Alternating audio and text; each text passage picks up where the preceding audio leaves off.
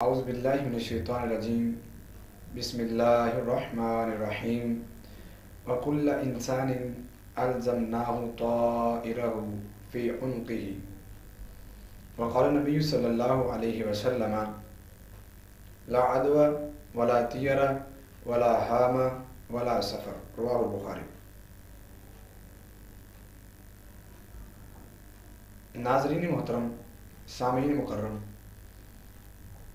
بہت افسوس کے ساتھ یہ بات کہنا پڑتی ہے کہ انسان اور خصوصی طور پہ ایمان لانے والا مسلمان اہل ایمان ہو اور پھر وہ اس کے بعد کسی دن کو، کسی مہینے کو، یا کسی شجر کو یا حجر کو یا کسی بھی جگہ کو یا کسی بھی جانور کو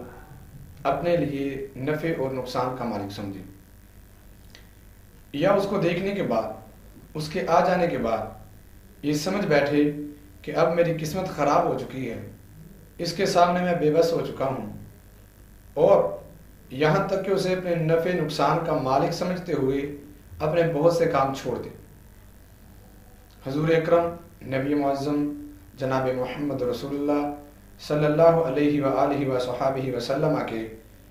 اس دنیا میں تشریف لانے سے قبل ایسی باتیں لوگوں میں بہت عروج پہ تھی۔ کسی چیز کو وہ اچھا سمجھتے تھے تو اس سے وہ اچھا گمان کرتے تھے، اور کسی کو برا سمجھتے تھے اس سے بدفعالی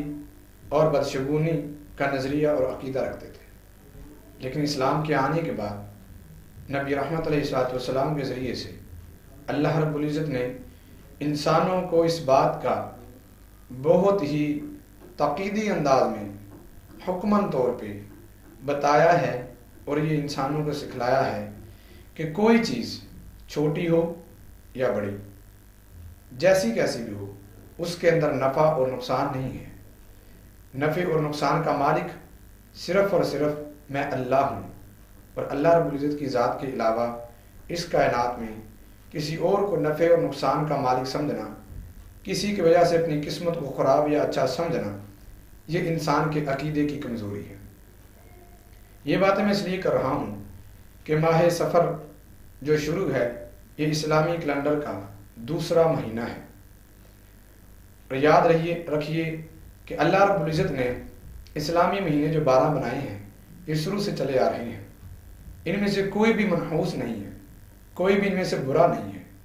اور کسی کے دن کسی کے لیے بھی قسمت کے خراب ہونے کا اعلان نہیں کرتے۔ آج ہم اہل ایمان مسلمان ہر چھوٹی بڑی چیز سے ڈرنے والے ہیں۔ کوئی کہتا ہے کالی بلی اگر راستے سے آگے سے گزر جائے، راستہ کاٹ دے تو یہ منحوس ہوتی ہے، اس کے ساتھ نقصان ہوتا ہے۔ کوئی کہتا ہے کالے رنگ کا کپڑا نہیں پہننا چاہیے، اس کے ساتھ بندے کے گھر میں مصیبتیں آتی ہیں۔ اور کوئی کہتا ہے پیلی جوتی یہ پہننی چاہیے، سبز جوتی نہیں پہننی چاہیے، کیونکہ سبز جوتی پہننا یہ گستاخی ہے، اور حضور اکرم نبی رحمت علیہ السلام کا جو روزہ ہے اس کے اوپر بنا ہوا سبز گنبد ہوا ہے وہ سبز رنگ کا ہے، اس لیے جوتی سبز نہیں پہننی چاہیے۔ کچھ لوگ کہتے ہیں منگل والے دن اپنا کاروبار وہ شروع نہیں کرنا چاہیے، منگل کا دن ہمارے لیے کاروبار کو شروع کرنا یہ بالکل انسان کی قسمت کو خراب کر دیتا ہے۔ بعض لوگ یہ کہتے ہیں کہ نماز مغرب سے پہلے شام کے وقت جب سورج ڈل رہا ہو اس وقت جھاڑو نہیں گھر میں دینا چاہیے، برکت ساری باہر نکل جاتی ہے۔